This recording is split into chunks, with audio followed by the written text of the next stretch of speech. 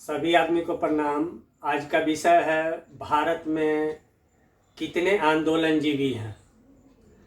पूर्व के वीडियो में हम इस विषय पर वीडियो बनाने के लिए लगभग 6 महीना पहले वादा आप लोग से किए थे, तो उसी विषय में आज हम बात करते हैं।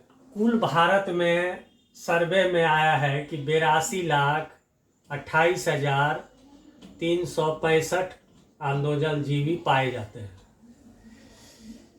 ये पहले कहाँ थे? आज से 30-40 साल पहले, 50 साल पहले पश्चिम बंगाल में, अभी तो केरल में कम्युनिस्ट पार्टी है वामपंथी, पहले पश्चिम बंगाल में ज्योति बसु जी हुआ करते थे। भारत में लगभग 80 सांसद, चाहे वो मार्क्सवादी कम्युनिस्ट पार्टी हो या भारतीय कम्युनिस्ट पार्टी हो, दोनों मिला के कभी 70, 80, 100, 50 के सांसद होते थे। इसका मतलब भारत में अच्छा खासा इनका पॉपुलेशन था। बंगाल में लगभग कम्युनिस्ट है, वामपंथी समाप्त हो गए, अभी कर्नाटक वगैरह में बचा हुआ है। तो ये लोग सोच, जो माइंड है, जो कार्य करता, जो ये लोग सोच के हैं, वो आखिर गए कहाँ? सारे लोग जो है वो वामपंथी सोच के लोग जो है, जो आंदोलन का जीवी हैं, ये सारे लोग कांग्रेस में, आरजेडी में, अन्य पार्टियों में, भिन्न पार्टियों में बट गए। आज कांग्रेस में, जैसे कि पहले आपका इसी सोच का एक कन्हैया कुमार था, एक लड़का जो जेएनयू में भारत तेरे टुकड़े होंगे वगैरह में नारा वगैरह दिए थे। वो भी आदमी जो है कम्युनिस्ट पार्टी में बेगूसराय से करा हुआ था, फिर वो कांग्रेस में शामिल हो गया। कांग्रेस एक ऐसा मतलब देश बन गया जहां शरणार्थी सारे जो है वहां आके जमा होते हैं, जहां जो आंदोलनजीवी है उसका इच्छा होता है। भाजपा में तो भाई अनुशासन है, भाजपा में आप बेमतलब का बात नहीं बोल सकते हैं, अनुशासित रहना होगा। ये आंदोलनजीवी अनुशासित नहीं है। तीसरा है क्या कि एक सोच जो है, जो अंबेडकर जी के समय में, 1947 के बाद जब अंबेडकर जी सरकार से हट गए, तो वो सोचे कि हम किसी धर्म में जाए। सभी धर्मों का उन्होंने किताबें वगैरह, लिटरेचर वगैरह पढ़े। अंत में वो सोचे कि बौद्ध धर्म में हम जाते हैं। तो उनको भी बौद्ध धर्म के जो महायान और एक और शाखा है, 2 शाखा से वो पूरी तरह संतुष्ट नहीं हुए, तो वो एक नवयान शाखा बना है, और उसमें जो है तमाम लोग जो है, कुछ लोग नवयान शाखा बौद्ध धर्म में शामिल हो गए। अब इन लोगों का समस्या है, फिर भी इन लोगों को हिंदू धर्म से समस्या है। अरे भाई, जब आप हिंदू धर्म छोड़ के नवयान में आ गए, जब धर्म, तब काहे दिक्कत है? रहने दो हिंदू धर्म का नाम से। जब अपना धर्म बनाइए लिए हो, तो फिर इस समस्या क्यों है? बेचारे दलाई लामा भी भारत जो आए होंगे, वो भी सोचते होंगे कि जहाँ बुद्ध का जन्म हुआ, और जहाँ बुद्ध को ज्ञान प्राप्त हुआ, और जिनके मार्गदर्शन में और जिनके ज्ञान से हम लोग आज एक शांति का धर्म बना हुआ था, वो भी रोते होंगे कि ये नवयान वाला जो है कर क्या रहा है।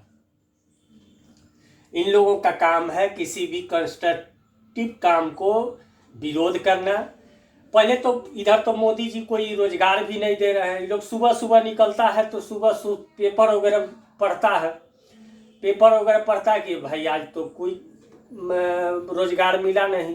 पहले मोदी जी एनआरसी वगैरह ला देते थे तो रोजगार मिल जाता था, 3 तलाक, धारा 370, तो ये लोग अपना रोजगार में लगल थे। अभी इधर 1 साल से ये लोग बेरोजगार हो गए। अब रही बात की वामपंथी सोच, लेफ्ट सोच। आज पूरे वर्ल्ड में लगभग 196 कंट्री है, कहीं भी लेफ्ट की सरकार नहीं है। 3 सोच जो है पूरे तौर पर पूरे विश्व में प्रचलित है। एक है पूंजीवादी, एक समाजवादी, और एक साम्यवादी। मार्क्स और लेनिन की बातें सुनने में तो बेहतर लगता है कि पूरे समाज को इक्वल कर दिया जाए। किसी भी बिजनेसमैन, किसी भी कंपनी, किसी भी अमीर आदमी को आप गरीब करके गरीब को अमीर नहीं बना सकते हैं। किसी भी देश में मान लीजिए 1% भी के पास यदि पूरा कंपनी का मालिक है, उस कंपनी के मालिक को $100 बिलियन का है, $150 बिलियन का मालिक है, वो लोग रोजगार दे रहे हैं, देश का में प्रोडक्शन कर रहे हैं। उन लोगों के सारे पैसे को मिला लीजिए और पूरे भारत में बांट दीजिए, कल भारत एक 150 नंबर पर आ जाएगा और जिनको बांटिएगा उनके पास भी पैसा नहीं रहेगा। तो ये सुनने में अच्छा लगता है कि समाज में सभी लोगों को बराबर होना चाहिए, या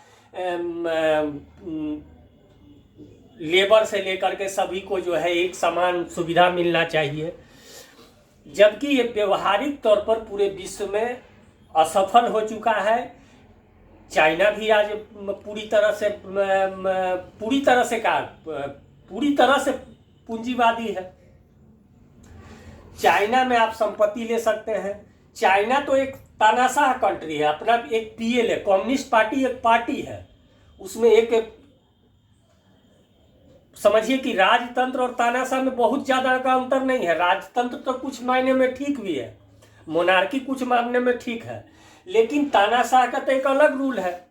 आप लोग ही ध्यान दिए होंगे कि असंवेदनशील जनता पूरे विश्व में 196 कंट्री में असंवेदनशील जनता कहां पर पाया जाता है। उसका मेन उदाहरण जो है, आप इजराइल और हमास का युद्ध ले लीजिए।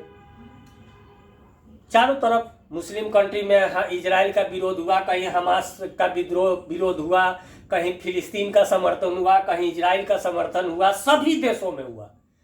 चाइना में कोई जनता निकला रोड पर? नहीं, इसलिए कि वहां पर पीएलए जो है, पब्लिक लिबरेशन आर्मी जो है, और ये जो वहां की कम्युनिस्ट जो सरकार है, वो जनता को संवेदनहीन बना चुकी है। वहां की जनता के पास अधिकार ही नहीं है कि वो विश्व की समस्या पर, विश्व के पटल पर कुछ भी अपनी राय व्यक्त कर सके। आज चाइना का एक 1.4 बिलियन लोग जो है वो असंवेदनहीन है। संवेदना नाम की चीज ही नहीं, ना वो गलत का समर्थन कर रहे हैं, ना वो सही का समर्थन कर रहे हैं, कुछ भी नहीं कर रहे हैं। रसिया, जहां लेनिन का सबसे बड़ा माना जाता था रसिया को, रसिया भी पूंजीवाद हो गया। आप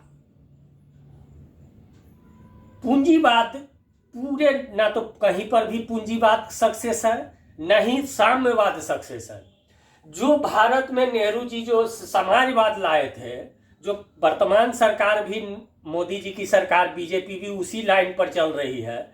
समाजवाद का मतलब हो गया कि समाज में चाहे वो बिजनेसमैन हो, अरबपति हो, चाहे वो नीचे तबके से एक गरीब मजदूर हो, समाज पर सभी, सरकार का सभी पर निगाह होगा।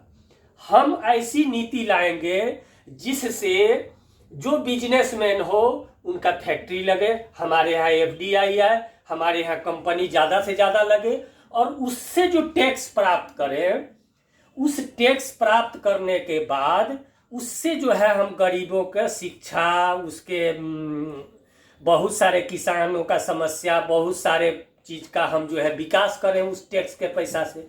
यही मतलब हो गया समाजवाद। लगभग समाजवाद के आसपास ही कुछ समाजवाद पूंजीवाद के तरफ हल्का सा मुड़ा हुआ है पश्चिमी देश, कुछ समाजवाद जो है कहीं पर हल्का सा मुड़ा हुआ है साम्यवाद के तरफ। ये समाजवाद ही एक सिद्धांत है जो पूरे विश्व में, अभी लोग कहता है पश्चिमी देश जो है पूंजीवाद है, तो फिर पश्चिमी देश में तो पूंजीवादी का ही सारा चीज चलना चाहिए। वहां पर जनता क्यों हड़ताल करती है? जनता रोड पर आ जाती है, जनता प्रदर्शन करती है, विरोध कर देती है, सरकार बदल जाता है, तो कैसे पूंजीवाद हो गया? पूरी तरह से पूंजीवाद का मतलब हो गया कि हम सिर्फ सब चीज जो है फैक्ट्री मालिक को या पूंजीपति को दे दें। ऐसा विश्व में कहीं नहीं है। ना ही साम्यवाद सक्सेस है, ना ही पूंजीवाद सक्सेस है, पूरी तरह से सक्सेस है समाजवाद। और हम समझते हैं कि भारत में भी समाजवाद बेहतर ढंग से चल रहा है वर्तमान सरकार द्वारा। इसी के साथ आज की बात को हम समाप्त करते हैं। जय हिंद, जय भारत।